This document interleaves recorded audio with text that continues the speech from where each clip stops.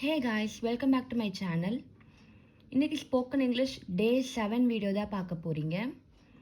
Last வீடியோவில் tense பற்றி பார்த்தோம். அதில் சிம்பிள் ப்ரெசன்ட் டென்ஸ் பற்றி பார்த்துருப்போம். ஸோ நெக்ஸ்ட் இந்த வீடியோவில் சிம்பிள் பாஸ்ட் டென்ஸ் பற்றி தான் பார்க்க போகிறோம். ஸோ ஃபர்ஸ்ட் சிம்பிள் பாஸ்ட் டென்ஸோட ஸ்ட்ரக்சர் என்னன்னு பார்க்கலாம். ஸ்ட்ரக்சர்னால் ஒரு ரூல் மாதிரி.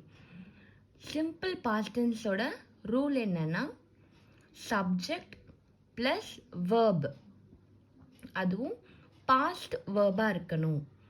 சப்ஜெக்ட்னா நம்மளுக்கு ஆல்ரெடி தெரியும் இல்லையா, I, we, you, she, he, it, they, அப்படி இல்லைன்னா ஏதாச்சும் ஒரு நேம்.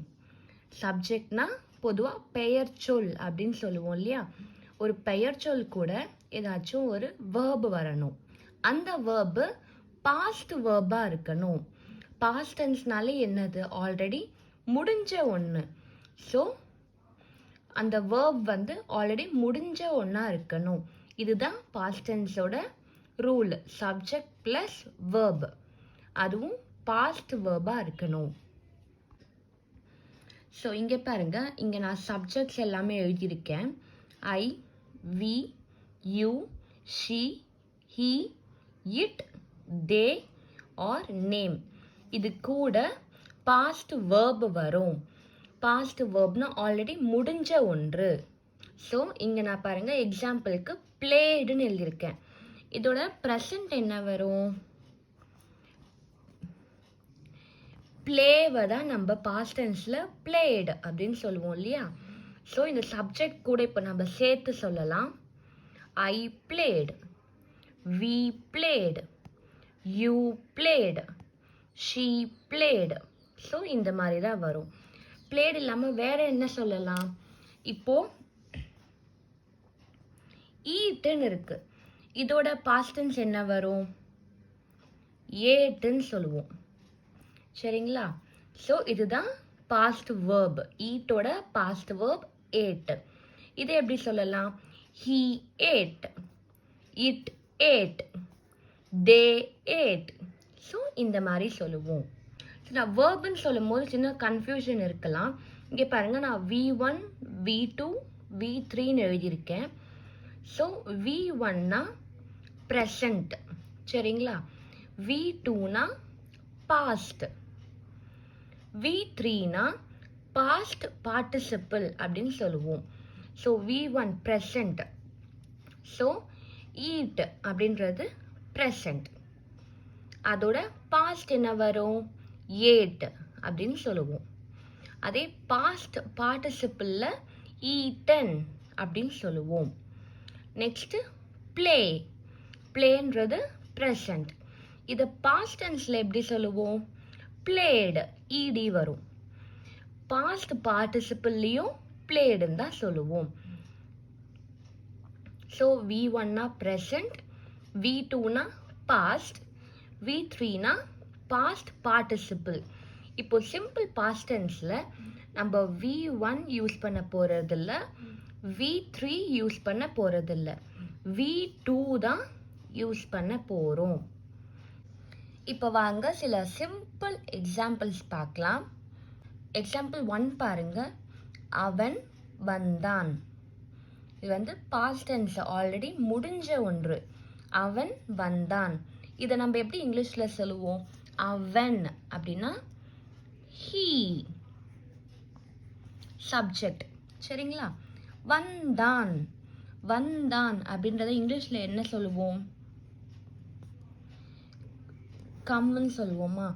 கம்மோட பாஸ்ட் டென்ஸ் என்ன வரும், கேம். அப்போ இங்கிலீஷில் அவன் வந்தான் அதை எப்படி சொல்லுவோம், he came. நெக்ஸ்ட் சென்டென்ஸ் பாருங்க, நாங்கள் சாப்பிட்டோம். நாங்கள் சாப்பிட்டோம் ஆல்ரெடி முடிஞ்ச ஒன்று.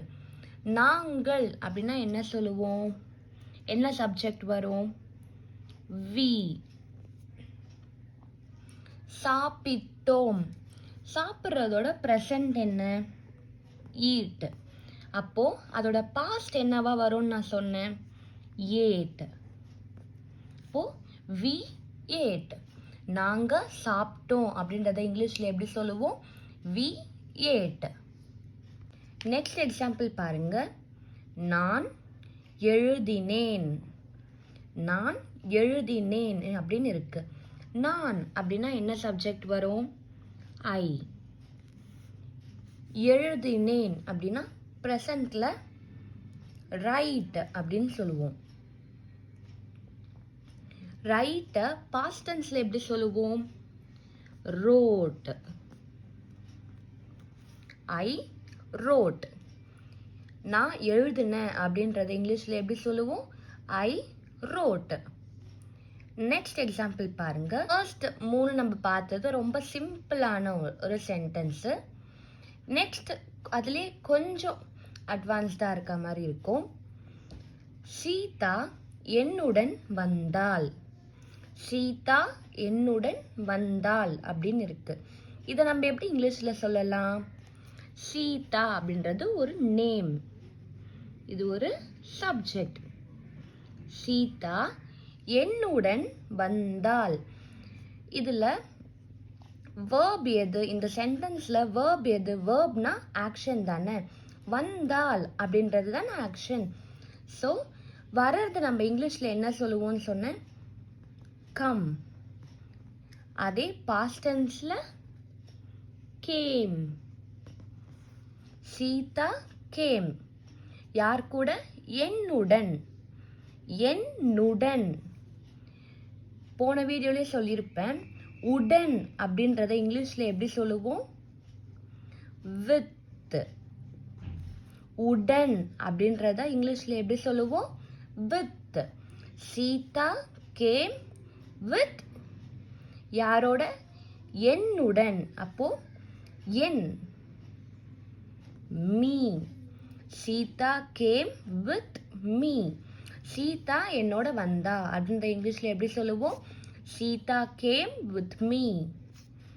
நெக்ஸ்ட் சென்டென்ஸ் பாருங்க. அவன் ஹாக்கி விளையாடினான். Past tense. அவன் ஹாக்கி விளையாடினான் அப்படின்னு சொல்லணும். அதை எப்படி சொல்லுவோம்? அவன். அவன்னா ஹீ. ஒரு பாயை குறிக்குது. அப்போ ஹீ. அவன் ஹாக்கி விளையாடினான். இங்க இது ரெண்டுத்துல எது verb? ஆக்ஷன். ஸோ விளையாடுறது தான் verb. அப்போ பிளே. பிளேவை நம்ம பாஸ்ட் டென்ஸ்ல எப்படி சொல்லுவோம்? பிளேட். He played. அவன் என்ன விளையாடினா? ஹாக்கி விளையாண்டான். இங்க வித் டு அந்த மாதிரி எதுவுமே யூஸ் பண்ண வேணாம். டைரக்டா ஹாக்கி அப்படின்னு எழுதிக்கலாம். அவன் ஹாக்கி விளையாடினான். He played hockey. ஸோ இதுதான் ஒரு சிம்பிள் எக்ஸாம்பிள் நான் சொல்லியிருக்கேன். இந்த எக்ஸாம்பிள் உங்களுக்கு புரிஞ்சிருக்குன்னு நினைக்கிறேன். ஸோ நான் ஒரு 3 சென்டென்ஸ் உங்களுக்கு சொல்கிறேன். அதோட ஆன்சர் உங்களுக்கு தெரிஞ்சதுன்னா கமெண்ட் பாக்ஸில் சொல்லுங்கள். இதுதான் அந்த 3 சென்டென்ஸ். ஃபர்ஸ்ட் ஒன், நான் விளையாடினேன். செகண்ட் ஒன், அவர்கள் சென்னைக்கு வந்தார்கள். தேர்ட் ஒன், நான் ஒரு வீடு வாங்கினேன்.